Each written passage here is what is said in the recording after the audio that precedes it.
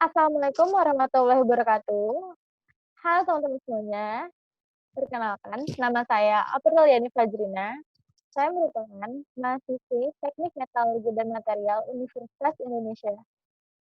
Tujuan saya membuat video kali ini adalah untuk memenuhi tugas dari mata kuliah Korosi dan Proteksi Logam yang diampu oleh Ibu Yunita Sadeli.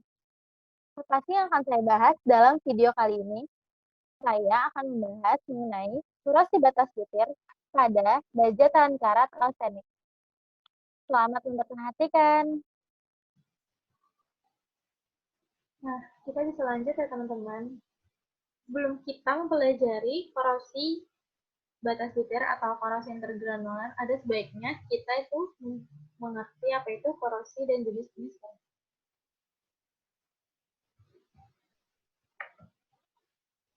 Jadi, apa itu korosi? Seperti yang kita ketahui, korosi adalah degradasi material yang berkaitan dengan perubahan dari waktu ke waktu pada semua material, termasuk logam, keramik, gelas, polimer, agregat, komposit, dan bahan lainnya yang terkena lingkungan atau media korosif seperti bahan kimia, radiasi, dan sebagainya. Nah, korosi tersendiri terbagi menjadi dua sebenarnya. Yang pertama adalah korosi seragam, dan yang kedua adalah localized korosi atau korosi yang terlokalisasi. Kalau korosi seragam sendiri itu adalah peristiwa tergradasinya material yang terjadi secara merata di seluruh bagian permukaannya. Sedangkan yang terlokalisasi itu hanya di beberapa bagiannya saja. Dan korosi jenis ini terbagi lagi menjadi 8 jenis korosi lainnya. Ada korosi galvanis, korosi celah, korosi lubang, korosi erosi, kerusakan hidrogen, deolaying, dan korosi intergranular yang akan kita bahas lebih lanjut. Itu teman-teman.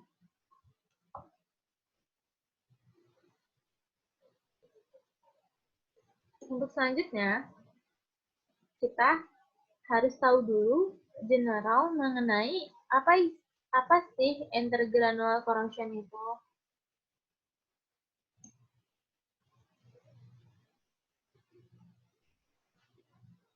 Ya teman-teman, jadi korosi intergranular adalah korosi yang terjadi di sepanjang batas butir.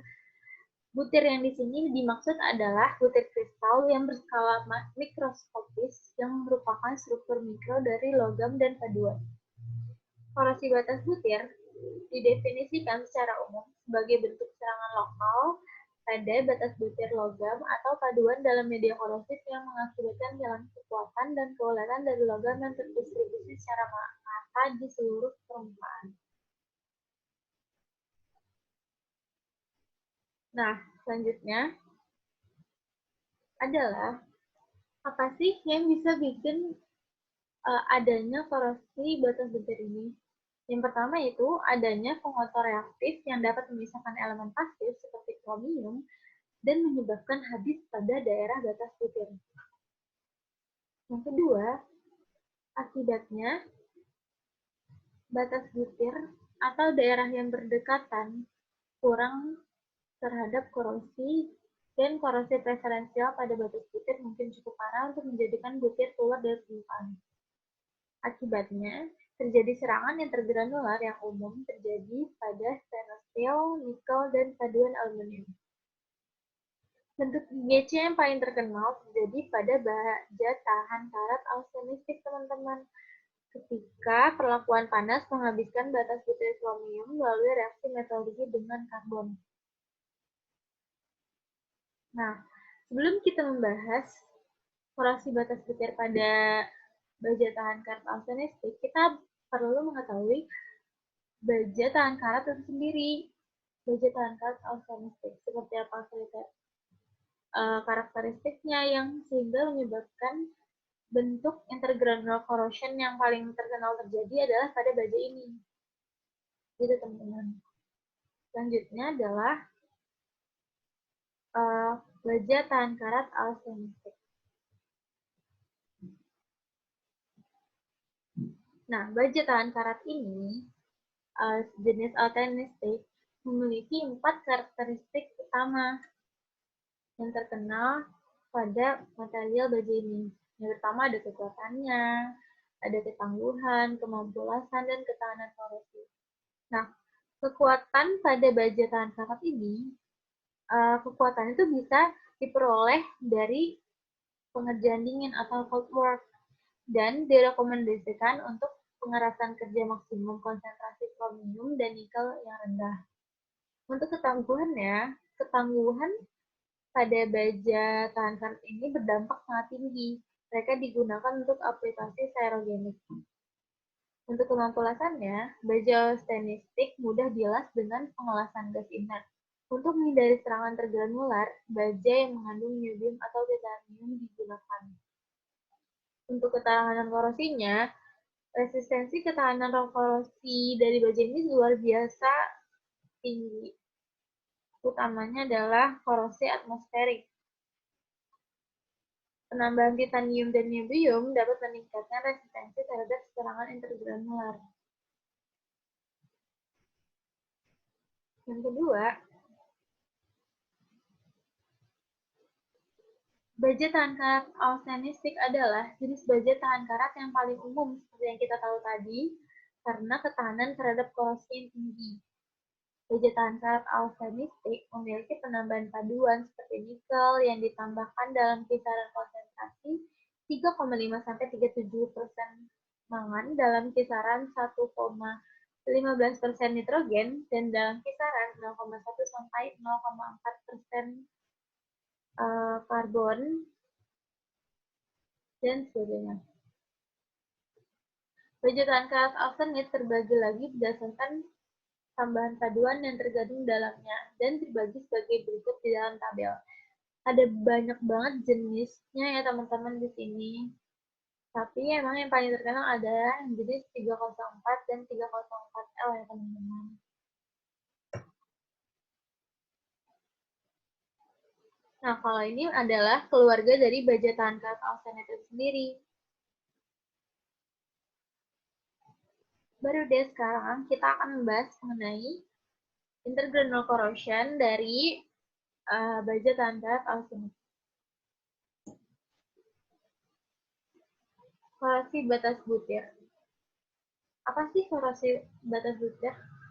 Jadi, pada korosi batas butir, penguasa reaktif dapat memisahkan elemen pasif seperti kromium yang dapat habis pada batas butir. Akibatnya, batas butir atau daerah yang berdekatan sering kurang tahan terhadap korosi, dan korosi preferensial pada batas butir mungkin cukup parah untuk menjatuhkan butir keluar dari permukaan. Dengan demikian, korosi intergranular yang sering kita sebut dengan IGC kadang-kadang disebut serangan intergranular yang merupakan masalah umum di banyak sistem paduan seperti stainless steel, nikel, dan paduan aluminium lainnya. Bentuk IGC yang paling terkenal terjadi pada baja tahan karat austenistik ketika perlakuan panas menghabiskan batas butir kromium melalui reaksi metalurgi dengan karbon. Struktur yang dihasilkan rentan atau peka terhadap serangan intergranular pada kisaran suhu 425 derajat Celcius hingga 815 derajat Celcius.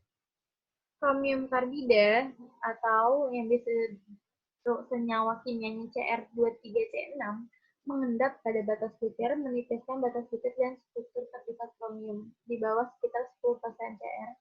Area-area ini kehilangan resistensi dan terkorosi secara istimewa. Nah, ini merupakan gambar dari korosi intergranular pada baja stainless steel austenistik yang berat dengan fem. Lihat ya teman-teman di sini ada korosi intergranular dulu di sini.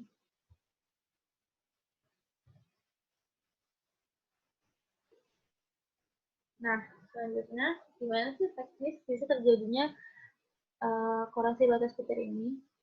Yang pertama, ketiga baja seperti austenistik secara perlahan didinginkan melalui kisaran 550 derajat Celcius hingga 850 derajat Celcius Mereka sering menjadi rentan terhadap serangan tergranular dalam media korosif. Yang kedua, baja yang distabilkan. Baja yang mengandung zat stabil seperti titanium dan niobium yang membentuk karbida yang lebih stabil daripada kromium karbida. Disebut baja tahan karat yang distabilkan. Yang ketiga, penipisan kromium. Ketika konsentrasi kromium yang berdekatan dengan batas butir menjadi kurang dibandingkan dengan konsentrasinya yang seharusnya yang jauh dari batas butir, fenomena ini disebut deplesi kromium atau penipisan kromium di batas butir. Yang keempat, pendinginan. Ini terdiri dari pemanasan paduan dalam kisaran suhu 1056 hingga 1110 derajat Celcius dan pendinginan cepat dengan pendinginan dalam air. Yang kelima, zona peluruhan los. Itu adalah pita di plat induk yang lepas dari lasan. Selanjutnya, setelah kita amati, jadi ada hal-hal yang menandai itu adalah serangan intergranular apa aja sih? Yang pertama adalah sensitasi yang terjadi pada suhu kisaran 550 hingga 850 derajat Celcius. Nah, pada suhu ini tuh terjadi difusi karbon ke batas butir yang mengakibatkan tadi kromium itu berikatan dengan karbon ini. Pita sensitasi biasanya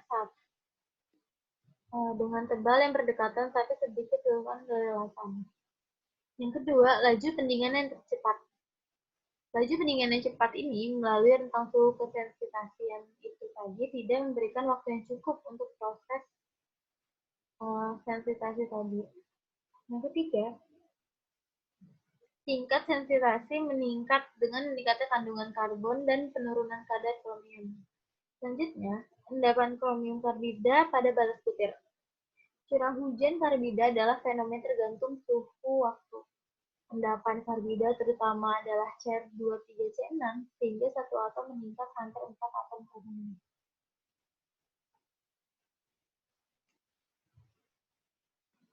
Nah, yang pertama akan kita bahas pada bajakan karat yang terkena serangan terkenal adalah penipisan kromium di batas butir atau biasanya adalah fenomena sensitasi.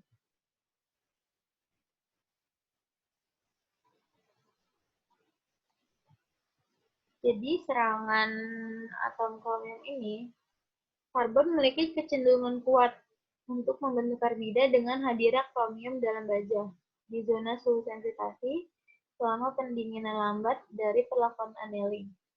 Penghilang stres di zona suhu sensitasi atau selama prosedur fabrikasi yang melibatkan pengelasan berkepanjangan dan pemotongan api.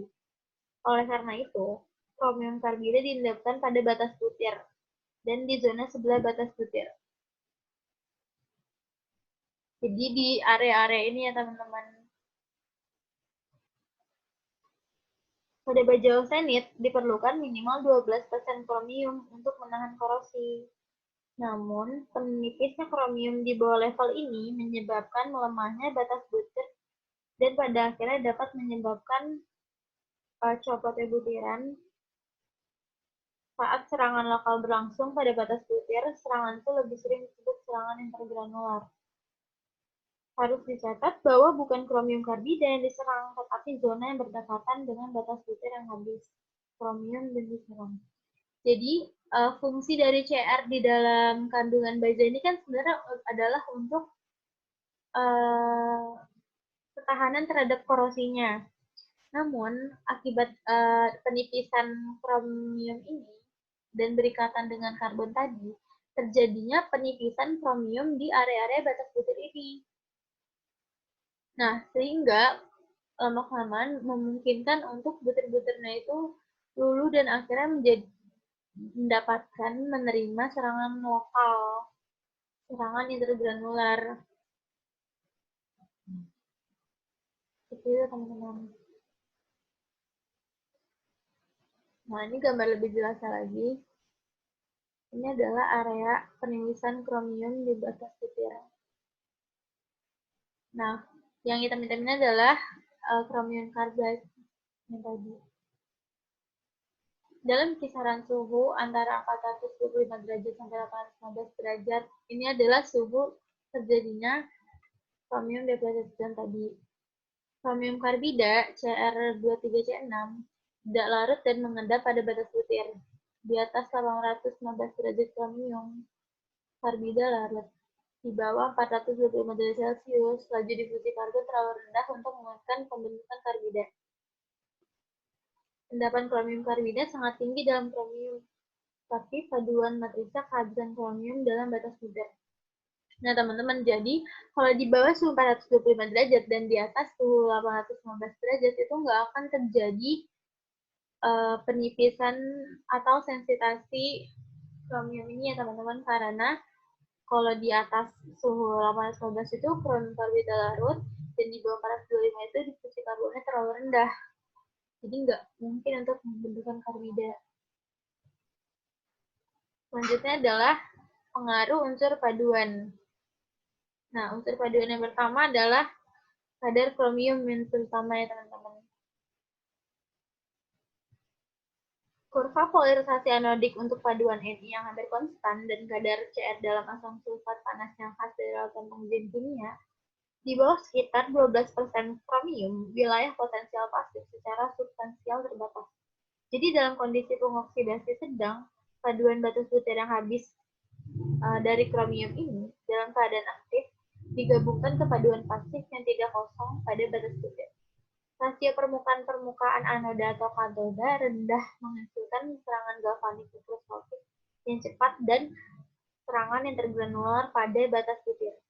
Karbida kromium tahan, tetapi paduan kromium di sekitarnya dalam batas butir terkorosi secara agresif, sehingga akan menyebabkan tetap saja koreksi batas butir ya, teman-teman.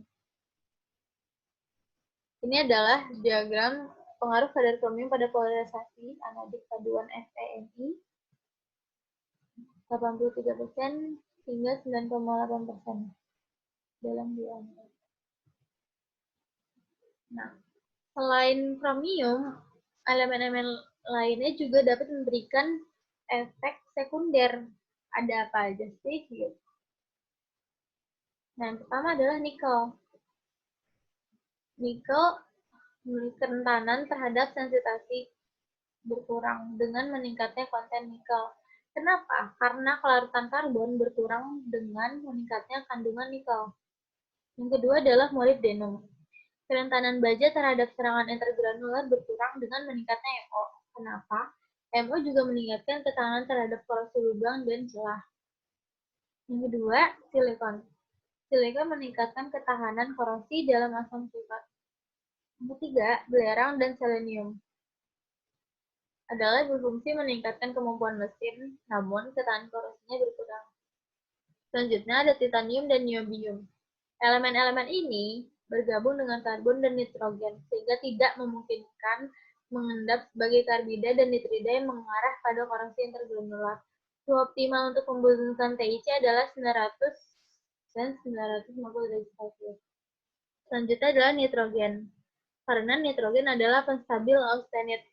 Jadi baja yang mengandung 18% kromium atau 9-12% nitrogen dan 0,03% karbon yang tersensitasi selama 100 jam menunjukkan sensitasi resistensi maksimum pada 0,04% nitrogen. Nah, itu dia pengaruh elemen-elemen lainnya, teman-teman. Selanjutnya adalah pengaruh karbon. Dua jenis baja ditunjukkan ya dalam diagram ini. Yang satu baja mengandung 0,0% karbon, yang ini mengandung 0,03% karbon. Dapat diamati bahwa di atas 725 di sini dan di bawah 400 baja ini tidak menjadi sensitasi seperti penjelasan tadi, suhunya mirip-mirip ya. Karena kenapa? Kalau di bawah sini karena nggak sempat difusi karbonnya dan bentuk karbida, nggak cukup waktunya. Dan kalau di atas sini karbidanya udah larut. Nah, kalau di rentang sini adalah terjadi sensitasi. Baja yang mengandung 0,0% karbon ini menjadi sensitasi pada 600. Ya, lihat kan udah mulai sensitasi dalam waktu kurang dari 1 jam. Jadi dia dalam waktu kurang dari 1 jam mudah terjadi sensitasi. Dengan baju yang mengandung 0,03% karbon, membutuhkan waktu sekitar 25 jam. Dia terjadi sensitasi. Nah, ini membuktikan bahwa semakin tingginya kadar karbon akan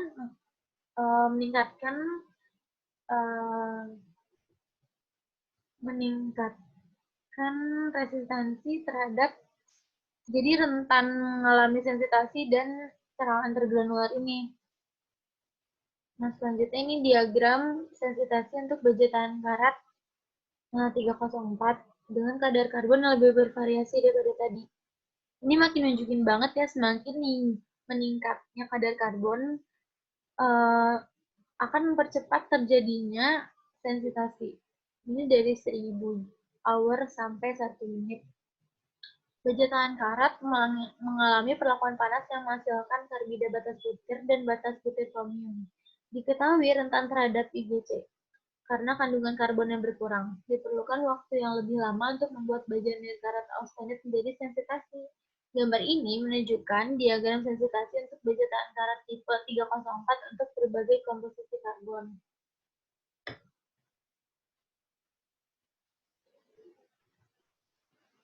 Nah, selanjutnya itu karbida. Karbida tuh yang hitam-hitam bulat. Karbida ini memainkan peran yang sangat penting dalam serangan tergranular. Karena serangan tergranular tidak akan terjadi tanpa pembentukan kromium karbida. Karbida hadir dalam bentuk dendritik.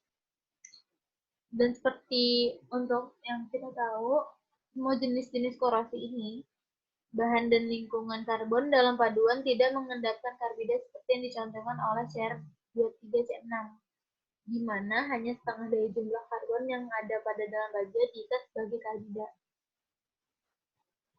Nah, sebenarnya serangan intergranular ini, kalau dalam pengelasan dikenal sebagai weld decay dan knife line attack, peluruhan las dan knife line. Istilah peluruhan las ini berasal dari sejarah ketika mekanisme korosi intergranular belum dipahami seperti sekarang. Para tukang las menyebutnya serangan korosi lokal yang berdekatan dengan zona yang dilas atau HAZ, Heat Affected Zone, sebagai peluruhan las. Kalau bahasa Inggrisnya weld decay. Sedangkan serangan knife line ini yang biasa disebut KLA adalah bentuk IgC yang sangat terlokalisasi yang hanya terjadi pada beberapa diameter butir yang berbatasan langsung dengan bed las pada tipe 321 dan 347. Jadi bentuk IgC yang cuma terjadi pada tipe yang 321 sampai 347 kalau yang knife line. Nah, ini dia gambarnya. Jadi weld decay itu yang ini nih. Ini adalah pembusukan las di zona yang terkena dampak panas dari lazan dalam senstil. Nih, ini weld yang di welding ini. Jadi heat affected zone itu di sebelah sini. Dan umumnya di HZ-nya terjadi serangan IgC tadi. Zona yang terkena panas ini menjadi rentan terhadap serangan tergranular karena mencapai kisaran suhu sensitasi selama pengelasan. Jadi di sini tadi mencapai suhu yang 400 sampai 800-an tadi, teman-teman. Sedangkan suhu pengelasan jauh lebih tinggi lagi. Jadi di sini karbinanya udah menguap. Oleh karena itu daerah yang berdekatan dengan lasan itu yang terjadi serangan tergranular, yang biasa disebut dengan weld decay.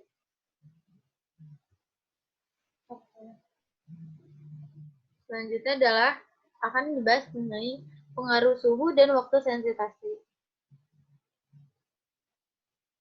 Efek waktu dan suhu penting dalam pengelasan. Misalnya, las busur listrik menghasilkan pemanasan yang intens dalam waktu yang lebih singkat dibandingkan dengan pengelasan gas. Logam tersebut akan berada dalam zona sensitasi untuk waktu yang lebih lama jika pengelasan gas digunakan. Oleh karena itu, jumlah karbida yang lebih besar akan mengendap. Dengan demikian, baja yang telah dilas dengan nyala gas akan lebih sensitif terhadap serangan korosi intergranular kehilangan kekuatan mekanik yang substansial, disertai hilangnya ketahanan korosi yang terjadi. Paduan baja tahan karat 304 bagaimanapun menjadi sasaran serangan pelapukan las cepat dalam masa nitrat di zona yang terkena paham heat effective tadi, bertentangan dengan asumsi teoretis. Nukleasi kromium karbida dapat dimulai pada suhu yang lebih tinggi dan pertumbuhan karbida dapat terjadi pada suhu yang lebih rendah. Jadi terbalik ya teman-teman. Ini menjelaskan mengapa peluruan las dapat terjadi bahkan setelah periode paparan 10 detik. Cepat banget. Waktu yang diperlukan untuk sensitasi termasuk periode inisiasi serta periode pertumbuhan perlambatan dalam waktu 10 detik itu tadi udah terjadi semuanya. Ini diagram kurva sensitasi suhu waktu untuk korosi intergranular arsenik dibandingin dengan baja tahan karat feritik, teman-teman. Diamati dari diagram ini bahwa baja tahan karat SS304 atau arsenistik dengan kandungan 0,05% tetap berada di zona sensitasi selama 10 detik.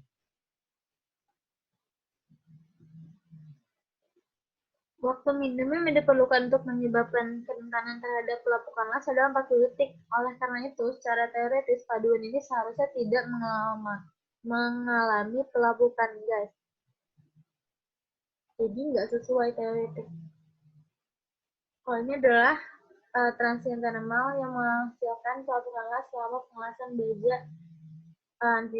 tahan karat arsenik. Ada zonanya A, B, C, D di sini.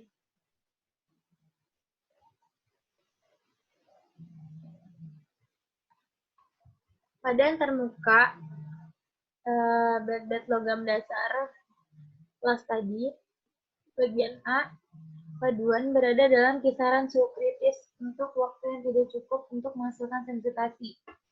Jadi di sini jauh dari lasan pada C dan D, alloy tidak mencapai kisaran suhu kritis juga dan tetap tidak sensitasi. Namun pada posisi B, paduan berada di dalam kisaran suhu kritis untuk waktu yang cukup menghasilkan sensitasi. Posisi ini tepat dari daerah peluruan las di mana IGC terjadi pada HAZ ya. Ini HAZ, ini kan weld, ini HAZ kalau ditarik garis. Ini tepat daerahnya dan suhunya juga tepat, jadi terjadi sensitasi.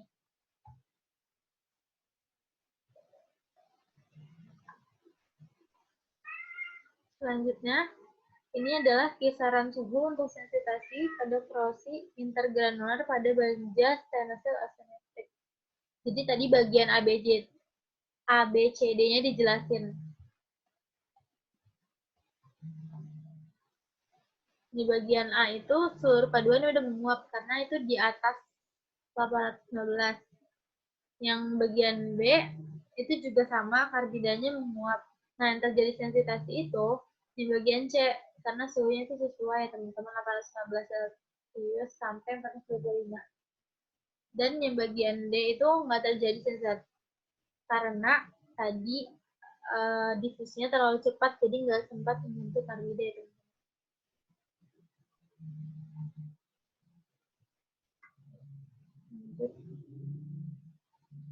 Langsung daerah pencegahannya teman-teman. Jadi gimana sih cara cegah baja tahan karat ini? Secara umum, kondisi pengoksidasian kuat diperlukan untuk menghasilkan korosi intergranular. Banyak kondisi korosif yang lemah yang tidak menyebabkan IGC dalam struktur mikro yang sensitasi. Keasaman yang lebih rendah dan kondisi oksidasi yang lebih rendah umumnya akan mengurangi kerentanan terhadap IGC. Dalam perpipaan pendinginan reaktor nuklir, pengurangan oksigen terlarut dengan injeksi hidrogen telah efektif untuk mengurangi retak korosi intergranular stres dari sensil arsenik yang tersensitasi. Namun, kondisi yang sangat agresif melekat dalam industri proses kimia dan mengubah kondisi korosif seringkali bukan pilihan yang layak. Jadi, ini adalah langkah-langkah metalurgi yang umum untuk mencegah IGC. Terbagi dalam 3 kategori. Yang pertama adalah rentan anil, yang kedua modifikasi paduan rendah karbon, selanjutnya paduan stabil yang mengandung niobium atau titanium. Nah, langsung aja ke alatan Anil. Solusi Anil terdiri dari memanaskan paduan di atas 815 derajat Celcius, di mana semua kromium karbina itu dilarutkan dan akan menguap, diikuti oleh pendinginan cepat. Jadi di quenching langsung untuk mempertahankan karbida dalam larutan. Jadi nggak terbentuk lagi tuh karbidanya, karena tidak ada karbida yang diendapkan. Paduan berada dalam kondisi yang tidak sensitasi dan IGC tidak akan terjadi. Nah, yang kedua adalah modifikasi paduan rendah karbon. Jadi seperti yang kita tahu tadi, semakin tinggi kandungan karbonnya akan mempercepat terjadinya IGC. Nah, dengan modifikasi paduan rendah karbon memungkinkan pengelasan dan perlakuan panas lainnya dalam kisaran kritis tanpa sensitasi, karena tidak tersedia karbon yang cukup untuk presipitasi kromium karbida di atas butir. Tipe yang cocok dan karbon yang rendah adalah baja tahan karat arsenik tipe 304L. L ini menandakan low carbon ya teman-teman. Selanjutnya, yang ketiga adalah paduan stabil yang mengandung niobium atau titanium. Nah, baja tahan karat yang distabilkan, contohnya tipe 347 dan 321, masing-masing mengandung niobium dan titanium yang bereaksi dengan karbon di atas 815 derajat Celcius untuk mengendapkan masing-masing karbida. Jadi fungsi niobium dan titanium ini adalah mengikat dari karbon itu sendiri, biar karbon itu enggak membentuk karbidanya sama kromium, tapi sama titanium dan niobium. Hal ini menghilangkan karbon dari larutan dan karbida yang diendapkan secara acak dalam butiran pada suhu yang lebih tinggi. Matriks paduan menjadi bebas karbon dan tidak ada karbon tersedia untuk mengendapkan dengan kromium pada batas butir dalam kisaran kritis suhu sensitasi itu.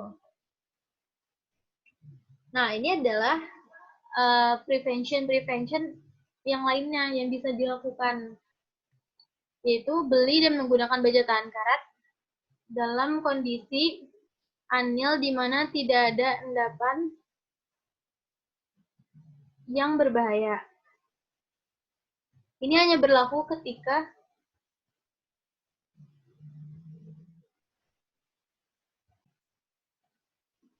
pilih baja kelas rendah karbon dengan maksimum 0,03% karbon seperti 304L tadi. Pilih nilai stabil baja stainless steel seperti tadi tipe 347 dengan niobium stabil atau jenis baja 321 dengan titanium distabilkan. Nilai baja yang distabilkan tidak memungkinkan untuk penipisan kromium yang tadi ya, karena mereka yang akan membentuk karbida bersama karbon. Selanjutnya, perlakuan solusi pada 1121 derajat Celcius mengarahkan kembali karbida ke dalam matriks diikuti pendinginan cepat. Itu tadi tadi. Pengerjaan dingin baja sebelum sensitasi, penerapan kerja dingin menyebabkan peningkatan presentasi karbida krom pada dislokasi dan mengurangi jumlah batas karbida butir.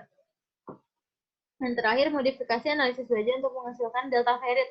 Curah hujan karbida pada antarmuka delta ferit atau stenit mengurangi keparahan presentasi batas butir. Next.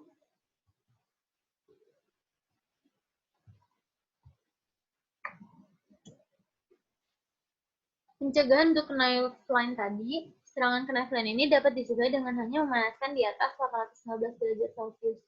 Jadi ngelarutin kromium karbida dan larut karbon yang tadi berpresipitasi sebagai niobium karbida atau titanium karbida.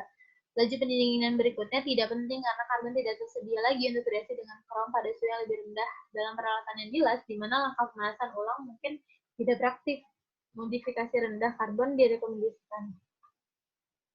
Selanjutnya, cara kita bisa tahu, karena ini kan intergranular yang di dalam ininya sendiri. Jadi bisa aja nggak kelihatan. Jadi ada pengujian yang bisa dilakukan, yaitu yang pertama adalah chemical testing-nya adalah ada banyak ternyata. Ada 1, 2, 3, 4, 5, 6. Tapi yang akan kita bahas cuma 4 ya, itu yang Strauss, yang Pressure, Weiss, sama Waran. Nah, ini tuh ada jenis-jenis lainnya, dan ini juga nggak cuma buat yang austenistik, tapi bisa buat stainless steel yang lain. Bajetan cat austenistik yang sensitasi menunjukkan korosi tergranular dalam sejumlah media asam yang sangat teroksidasi yang digunakan dalam pengujian kesensitasian. Diperlukannya pengujian untuk memenuhi syarat kit alloy untuk penerimaan dalam konstruksi dan perbaikan proses kimia dan pabrik industri lainnya. Tabel yang tadi merupakan merangkum prosedur pengujian utama yang telah digunakan. Sebagai besar awalnya dikembangkan untuk menstimulasikan kondisi tanaman tertentu. Namun, korelasi yang dipertanyakan dengan kondisi tanaman telah mengurangi penggunaannya pada sebagian besar kasus untuk mendeteksi struktur metalurgi sensitasi. Jadi, pengujian kimia yang umum dilakukan adalah dalam 4 ini nih, yang Strauss, Fischer, Huey, dan Warren. Lanjut, kita langsung bahas yang Strauss. Tes asam sulfat tembaga. Jadi, Strauss ini adalah tes dengan asam sulfat dan tembaga. Ini tes pertama yang ditemukan yang dapat mendeteksi sensitasi pada bajetan karat austenistik. Cu2+ terlalu bertindak sebagai oksidator dalam asam sulfat untuk pasif butiran menyerang batas butir kromium habis. Namun, tingkat serangannya relatif rendah dan metode sekarang direkomendasikan hanya untuk paduan yang sangat sensitasi. Dan tes tembaga asam sulfat ini bisa dipercepat lagi dengan tembaga dan dapat meningkatkan laju dalam rotor yang sama dengan membuat stainless steel anoda dalam pasangan galvanik dengan logam tembaga. Kedua tes Strauss dievaluasi dengan menekuk spesimen lempeng di atas mandrel dan memeriksa sekitar 20 kali untuk celah yang disebutkan oleh UC. Yang kedua adalah tes Streicher, uji asam sulfat besi atau Streicher dipercepat dengan meningkatkan konsentrasi asam hingga 50% menggantikan Fe3+ oksidator yang lebih kuat untuk Cu2+ dalam uji Strauss. Jadi ini mempercepat lagi si konsentrasi asamnya yang tadi ya kalau misalnya ujian tadi sebelumnya pakai Cu2+, ini diganti sama Fe3+. Serangan pada bahan sensitasi dievaluasi oleh penurunan berat badan yang lebih kuantitatif daripada inspeksi visual spesimen Bangkok dalam tes Strauss. Tes Strauss dan tes Streicher yang dipercepat dengan tembaga adalah yang paling populer untuk evaluasi kesensitasian dengan penipisan kromium. Namun keduanya membutuhkan beberapa hari untuk menyelesaikan dan uji asal oksalat dikembangkan sebagai metode screening cepat. Spesimen yang dipoles EFSA secara anodik pada 1 ampere per cm kuadrat selama 1 menit dalam asam oksalat 10% pada suhu kamar. Nah, ini mikrostruktur hasil ininya ya. Setelah di EFSA pakai asam oksalat tadi. Terlihat jelas banget kan ini. Lanjut, adalah uji Huey. Asam nitrat mendidih 65% atau uji Huey telah lama menjadi metode uji yang paling populer. Jadi dibandingkan kedua tadi ini lebih populer lagi untuk mendeteksi sensitasi. Namun ia memiliki kelemahan tertentu sebagian besar terkait dengan tingkat keparahan yang berlebihan. Pertama, ini membutuhkan waktu uji yang lebih lama dibandingkan tes Strauss dan Streicher yang dipercepat dengan tembaga yang baru dikembangkan. Kedua, serangan dipercepat dengan penumpukan kromium heksavalen selama masing-masing dari 4 paparan tes 48 jam. Ketiga, itu juga sensitif terhadap keberadaan fase yang hanya signifikan untuk pelayanan asam nitrat. Selanjutnya adalah uji Warren.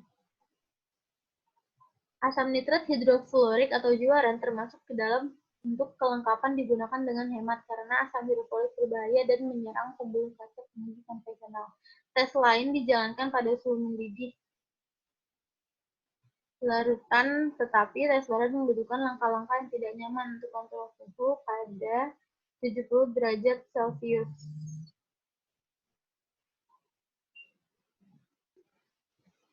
Tes Strauss yang dipercepat dengan tembaga dan tes Streicher sama-sama efektif dalam mendeteksi kesensitasian lama penipisan kromium. Meskipun keduanya membutuhkan waktu pengujian yang lebih lama daripada uji Warren. Jadi uji Warren ini uji cepat, tapi asam hidrofluorik yang digunakan ini cukup berbahaya. Jadi kurang populer. Nah, selain uji kimia, ada juga pengujian elektrokimia yang dilakukan. Uji reaktivitas potensial elektrik elektrokimia yang bisa disebut dengan EPR adalah pengujian untuk penentuan kesensitasian terhadap korosi tergranular. Ruas permukaan stainless steel yang dipoles dan dikontrol dikonsentrasi pada 0,2 volt Dengan elektroda kolomel jenuh selama 2 menit. Potensi kemudian dipindah ke arah aktif pada kecepatan 6 volt per jam hingga potensi korosi di mana tidak ada arus lebih lanjut ditujukan. Muatan Coulomb atau daerah berarsit di bawah puncak reaktivitas diukur dengan otomatis dengan volumeter dalam rangkaian polarisasi. Coulomb, ukuran sensitasi dinormalisasi oleh area batas butir GBA dan satuan cm kuadrat ke angka sensitasi PA. Di mana rumusnya PA itu adalah C per cm kuadrat 0 per GBA. Dan GBA-nya itu sendiri adalah AS dikali sekian. Dan AS adalah sampel dalam cm kuadrat dan X adalah ukuran butir STM pada besar 1000 kali. X itu ukuran butir, AS itu area sampel. Ini grafik yang tadi. Yang kurva di bawah itu yang areanya di arsipnya adalah area yang tersensitasi. Bahan yang sensitasi menampilkan puncak arus yang meningkat dengan derajat suhu dari sensitasi. Sebaliknya, bahan yang tidak sensitasi tidak memberikan puncak reaktivasi, kayak puncak kayak gini tadi. Dalam Coulomb mengukur tingkat kesensitasian dalam prosedur IPR. Nah, tes IPR ini berkorelasi cukup baik dengan metode pengujian kesensitasian lainnya dan jauh lebih sensitif lagi tingkatnya terhadap sensitasi yang rendah dibandingkan dengan uji paparan asam sebelumnya tadi tes kimia. Jadi ini tuh lebih sensitif walaupun sensitasinya rendah gitu. Jadi lebih cukup lah, korelasi cukup. Oke, sekian pembahasan mengenai korelasi batas butir pada budget antar statistik. Kalau misalnya ada yang tanya, bisa langsung komen di bawah ini ya. Thank you guys semuanya.